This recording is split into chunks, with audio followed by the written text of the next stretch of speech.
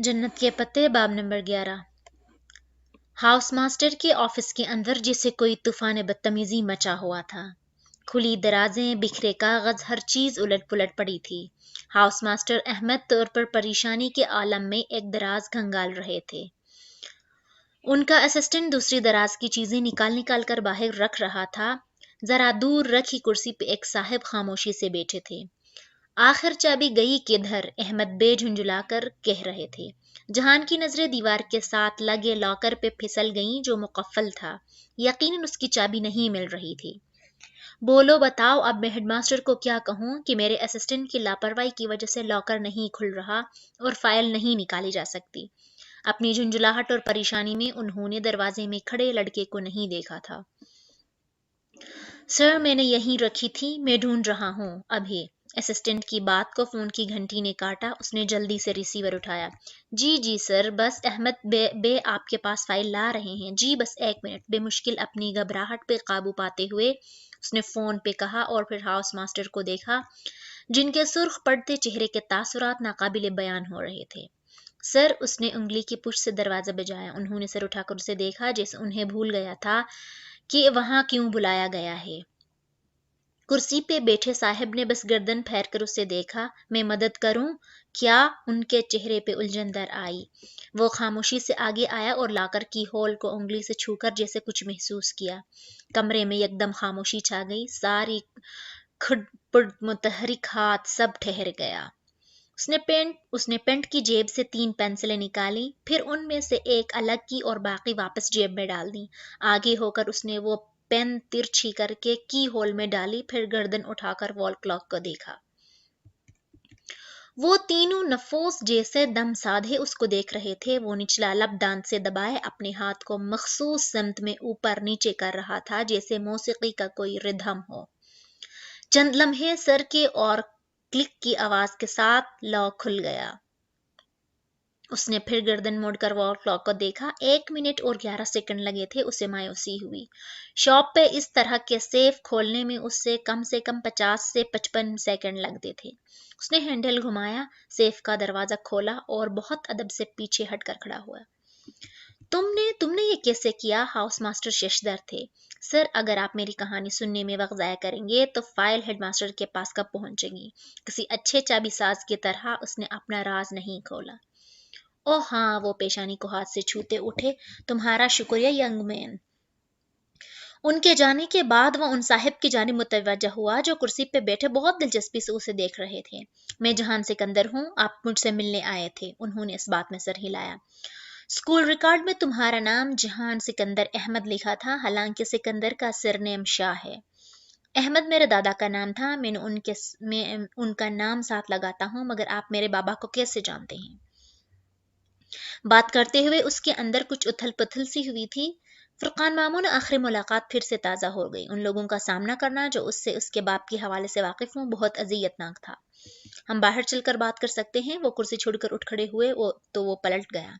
मैं तुम्हारे अब्बा का एक जमाने में बहुत अच्छा दोस्त रहा हूँ, कर्नल रऊफ गिलानी, शायद तुमने मेरा नाम सुना होगा। बाहर स्कूल के फुटबॉल के मैदान के किनारे पे उसके साथ चलते हुए उन्होंने बताया। उसने नफी में सर हिलाते हुए गौर से उनको देखा। वो सफेद ओवरकोट में मलबूस अच्छे कद काठ के मुहज्जिब से इंसान लगते थे, मगर उनके चेहरे पे एक नक्काहत थी और उनकी आवाज से कमजोरी झलकती थी। अगर वो अब्बा के दोस्त थे तो उनको इतना मुअम्मर नहीं लगना चाहिए था जितने वो लग रहे थे। शायद बीमार थे। उसे बेइख्तियार दादा का चेहरा याद आया जो उनकी जिंदगी की आखिरी रात उसने देखा था। थका ज़दा बीमार चेहरा। तुम्हारे अब्बा कसूरवार थे, मगर उन्होंने बहुत कुछ मेरे ऊपर डाल दिया और मुल्क से फरार हो गए। मैं बेकसूर होते हुए भी कई साल टॉर्चर सेल में सजा काटी। 3 बरस हुए, मैं बाइज्जत बरी कर दिया गया हूँ। सारे चार्जेस हट गए हैं। मेरे बच्चे फिर से सर उठाने के काबिल हो गए हैं। और अब जबकि मैं इलाज के लिए लंदन जा रहा था तो सोचा एक दिन के लिए तुर्की आ जाऊं, इसलिए नहीं कि मैं सिकंदर की बर्बादी का तमाशा देखूं, बल्कि इसलिए कि मैं तुम्हें देख सकूं। वो खामोशी से सुनता रहा। जिस शख्स ने उनकी जिंदगी के कई बरस बर्बाद कर दिए, उनके बेटे को वो क्यों देखना चाहते थे, वो समझने से कासिर था। मेरा बेटा हम्माद भी तुम्हारी उम्र का है। اس نے بھی بہت برا وقت گزارا ہے، میری بیوی نے بہت سزا کاٹی ہے، وہ بھی اتنے بے قصور تھے جتنے تم اور تمہاری والدہ۔ ہم سکندر شاہ کے گھر والے ہیں اور ہم یہ سب ڈیزرو کرتے ہیں، مجھے آپ کی ہمدردی نہیں چاہیے سر۔ اس کی آواز میں تلخی گھل گئی تھی۔ نہیں، تم یہ ڈیزرو نہیں کرتے تھے۔ جلاوطنی کی سزا سب سے اذیتناک سزا ہوتی ہے، تم لوگوں نے بہت عرصہ یہ سزا کاٹی ہے، کیا اب وہ وقت نہیں آ گیا کہ تم سر اٹھا کر جیو جیسے اب ہم مات جیے گا؟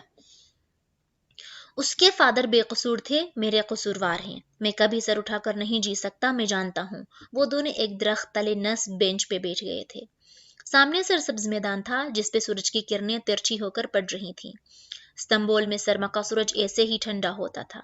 مجھے تم سے ہمدردی نہیں ہے، مجھے صرف تمہارا خیال ہے۔ میں نے اپنے گھر والوں کی اذیت دیکھی ہے بچے، اور میں آج تمہاری ماں سے جب ملا تو میں نے انہیں بھی اسی اذیت میں دیکھا۔ وہ سکندر کو نہیں چھوڑ سکتی، مگر تم تو اپنے ملک واپس جا سکتے ہو۔ میں نے اس بارے میں سوچنا چھوڑ دیا ہے، میں جانتا ہوں میں کبھی فوج میں نہیں جا سکتا، مجھے وہ کبھی چھاونی کے قریب بھی نہیں پھٹکنے دیں گے۔ میں پھر سے ذلیل ہونے وہاں نہیں جانا چاہتا۔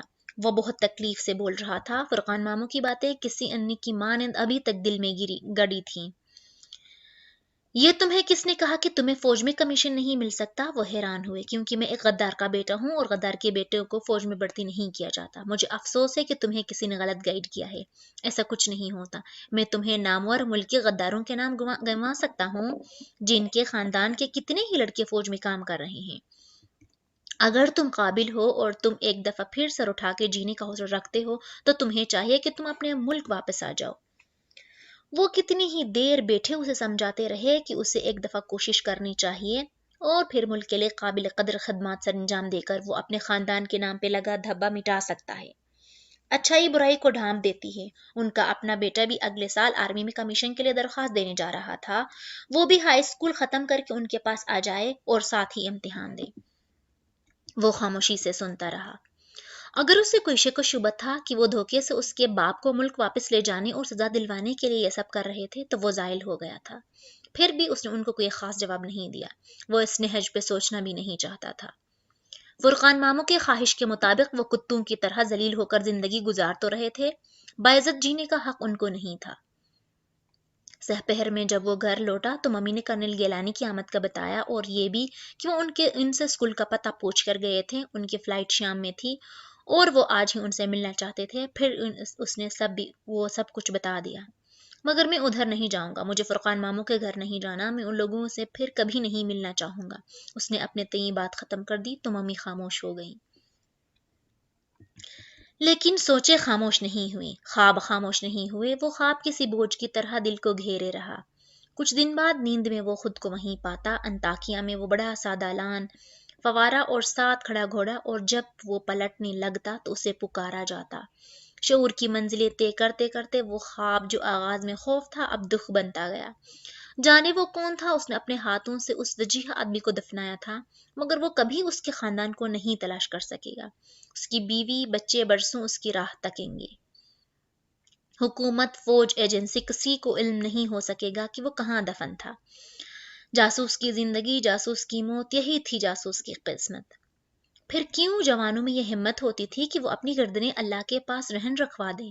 وہ کہاں سے یہ جذبہ اپنے اندر لاتے تھے کہ بنا وردی، بنا تمغوں اور بنا ستائش کے خود کو کسی عظیم مقصد کے لیے صرف کر دیں، چپ چاپ اپنا فرض نبھائیں اور چپ چاپ مر جائیں؟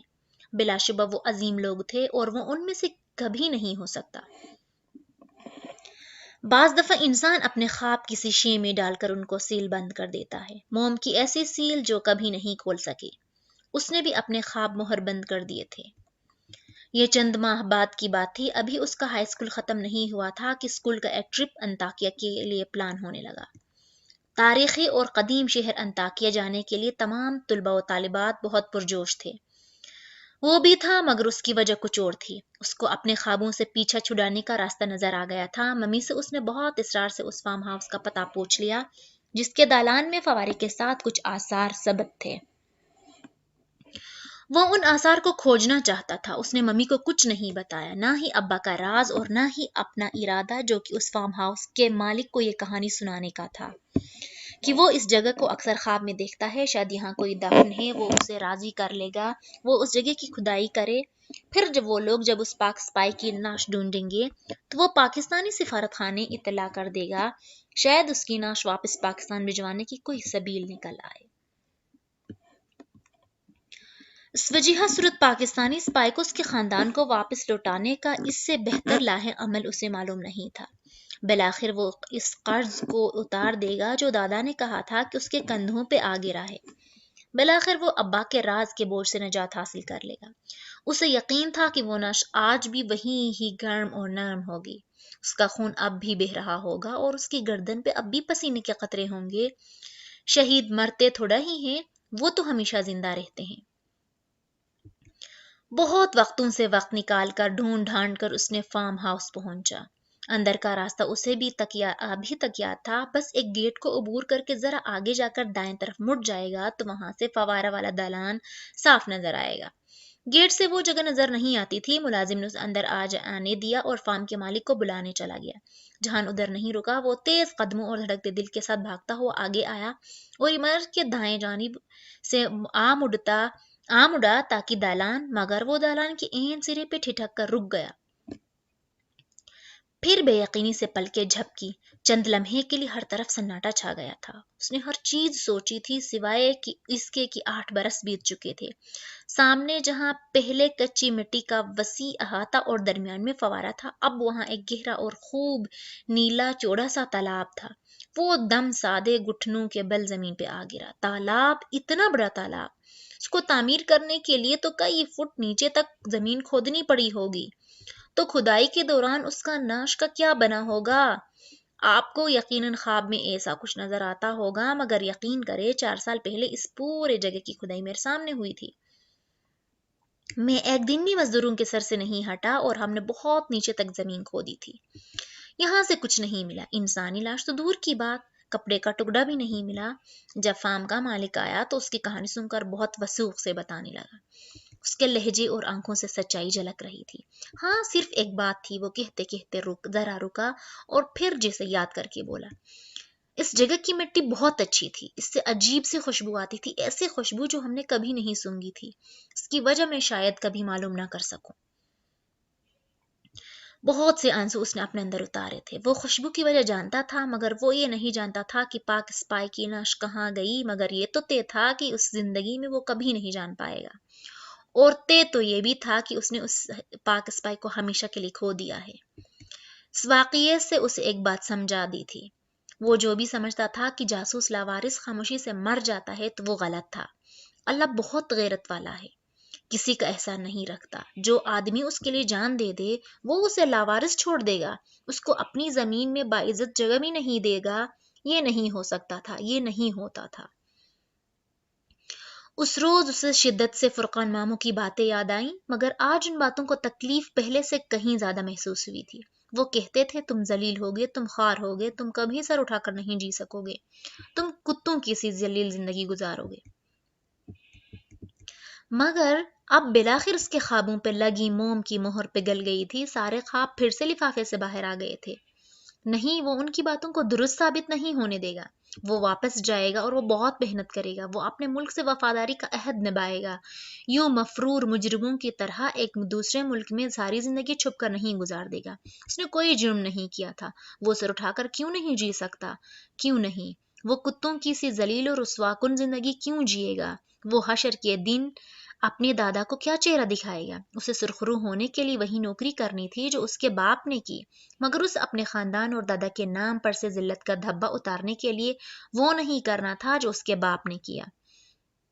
اس کو یہ ثابت کرنا تھا کہ اچھائی برائی کو رفع کر دیتی ہے، اور وہ یہ سب کر کے دکھائے گا۔ وہ فرقان ماموں کو یہ ثابت کر کے دکھائے گا کہ وہ اپنے باپ جیسا نہیں ہے۔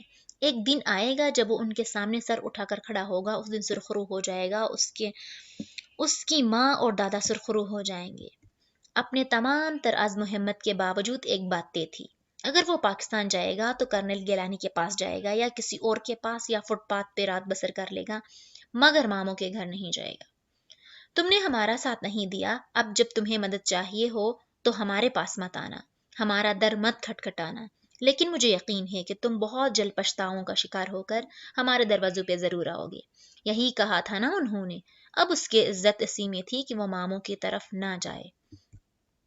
اس کے لیے یہ عزت نفس کا مسئلہ تھا، مگر ممی یہ سب کچھ کسی اور وجہ سے چاہتی تھی۔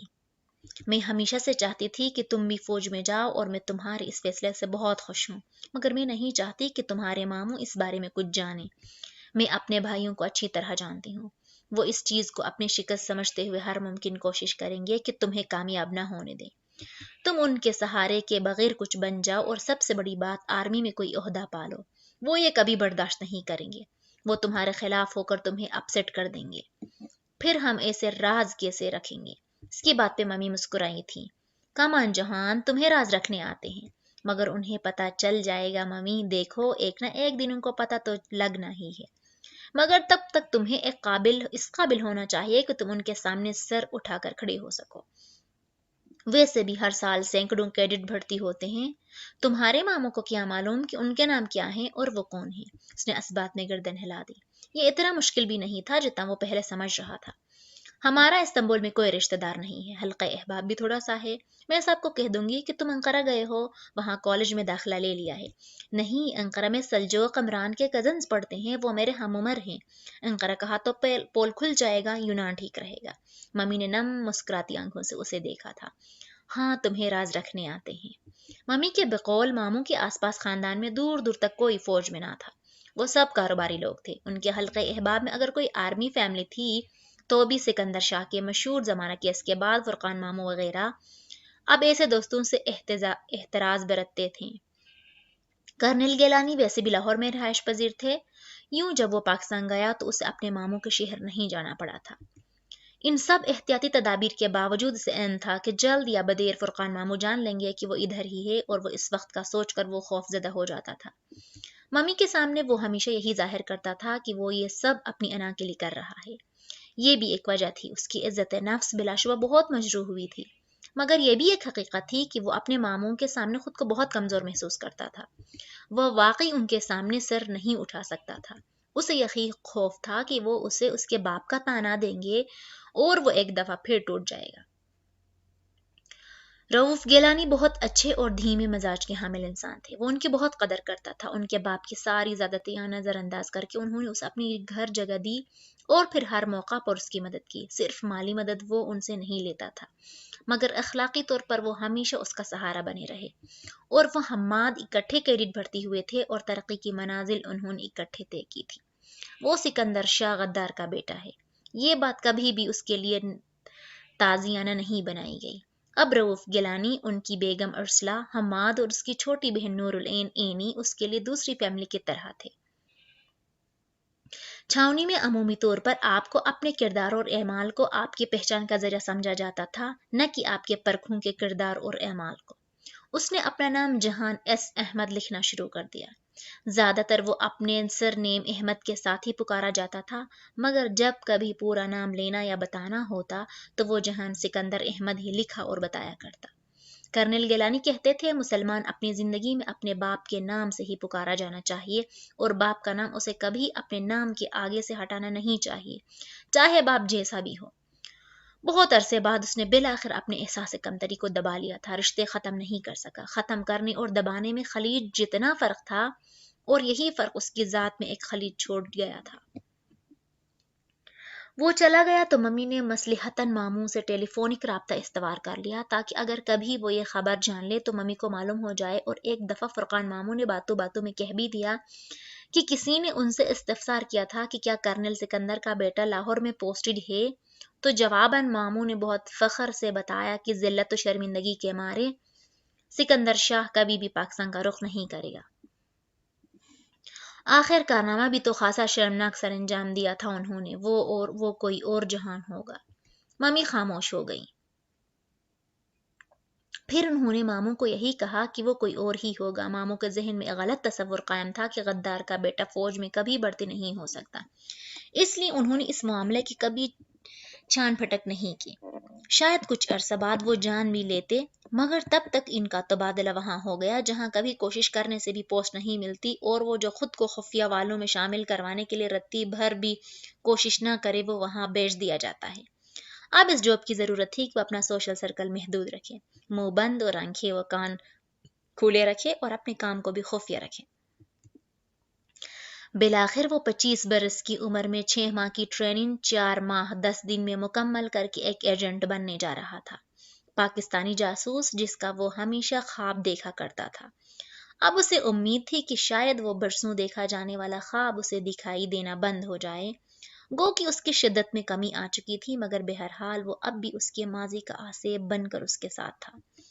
فوج اور ایجنسی میں اس زمانے میں آپ کا ایک ہی ہدف، ایک ہی دشمن، ایک ہی تعصب، ایک ہی نفرت کا منبع ہوتا تھا، ڈیئر نیبرز۔ جس رات اسے پہلی دفعہ غیر قانونی طور پر بھارت جانا تھا، اس سے پچھلے روز اس کے انسٹرکٹر کی موجودگی میں مروجہ اصول کے مطابق ڈاکٹر نے اس کی داہنی طرف کی ایک دراڑ نکال کر اس کی جگہ ایک خاص پلاسٹک کی بنی مصنوعی ڈراڑ لگا دی تھی جس میں سائنائڈ سے بھرا کیپسول تھا۔ سائنائڈ جو کنگ آف پوائزن تھا، یہ کیپسول ایک شیشے کے خول میں بند تھا اور زبان کی مدد سے باہر نکل آتا تھا۔ اگر غلطی سے نگل لیا جائے تو جب تک شیشہ نہ ٹوٹے یہ بے آسانی کوئی نقصان دیے بغیر جسم سے گزر جاتا تھا، لیکن اگر چبا لیا جائے تو شیشہ ٹوٹ جائے گا اور انسان چند پل میں مر جائے گا۔ یہ اس لیے تھا کہ اگر کبھی وہ گرفتار ہو جائے اور تشدد برداشت نہ کر سکے اور اسے خدشہ ہو کہ مزید تشدد کی صورت میں وہ اپنے راز اگل دے گا، تو بہتر تھا کہ وہ اپنی اس زہر بھری ڈراڑ کو نکال کر چبا لے اور خاموشی سے جان دے دے۔ یہ اس سے بہتر تھا کہ وہ تفتیشی افسران کے سامنے بولنا شروع کرے، اپنے ساتھیوں کی جان خطرے میں ڈال لے اور ملک کو نقصان پہنچائے۔ مر جانا راز اگل دینے سے ہمیشہ بہتر ہوتا ہے۔ وہ 1.25 سال انڈیا میں ایک دوسری شناخت کے ساتھ رہا۔ کور شناخت وہ جعلی شناخت ہوتی ہے جس کے ذریعے جاسوس اس معاشرے میں متعارف ہوتا ہے۔ ہر کور کے ساتھ ایک لیجنڈ بھی ہوتا ہے۔ لیجنڈ اس فرضی ماضی کو کہا جاتا ہے جو اس جعلی کور کے پیچھے گڑا جاتا ہے، مثلاً یہ آدمی کہاں پیدا ہوا، کہاں سے گریجویٹڈ ہوا، سابقہ بیوی کا نام وغیرہ وغیرہ۔ آپ کے پیچھے آپ کی ایجنسی اس لیجنڈ کو اتنے اچھی طریقے سے نبھاتی ہے کہ اگر کوئی آپ کے بارے میں تحقیق کرنے نکلے تو اس کو آپ کی جائے پیدائش کے ہسپتال میں آپ کا نام رجسٹر میں لکھا بھی مل جائے گا، گریجویشن سرٹیفکیٹ بھی وہ دیکھ لے گا اور آپ کی سابقہ بیوی سے ملاقات بھی ہو جائے گی۔ یہ سب تاش کے پتوں کے گھر کے مانند ہوتا ہے جس کو بعض دفعہ ایک پھونک سے ہی اکھڑ کر بکھیر دیتی ہے۔ اس چیز کو ایجنٹ کا کور بلو ہونا کہتے ہیں۔ 1.25 سال اس کا اپنی ماں سے کوئی رابطہ نہیں ہوا۔ اس کا پاکستان میں صرف ایک شخص سے رابطہ تھا جو اس کے باس تھے۔ وہ لوگ اپنا باس اس کنٹرولر یا ہینڈلر کو کہتے ہیں جو ہمہ وقت جاسوس سے رابطے میں رہتا تھا۔ ممی کو کوئی پیغام دینا ہوتا تو وہ باس تک پہنچاتے اور وہ اس تک پہنچاتے۔ باس کی ہر بات ماننا فرض تھا۔ بعض دفعہ اچھے بھلے حالات میں بھی وہ 2 ماہ خاموشی سے گھر میں بیٹھنے اور اپنی سرگرمیاں محدود کرنے کا حکم ملتا اور نہ چاہتے ہوئے بھی وہ کرنا پڑتا۔ بعض دفعہ مسلسل کام کرنا ہوتا، بس جو ادھر سے حکم آئے وہی کرنا ہوتا تھا۔ ہوتے ہیں نا کچھ لوگ اپنی گردنیں اللہ کے پاس رہن رکھوا دیتے ہیں، اس نے بھی رکھوا دی تھی۔ اور اپنی گردن رہن رکھوانا کیا ہوتا ہے یہ اس کو تب علم ہوا جب 1.25 سال تک ریزیڈنٹ اسپائی کے طور پر کام کرنے کے بعد ایک دن بہت اچانک وہ گرفتار ہو گیا تھا۔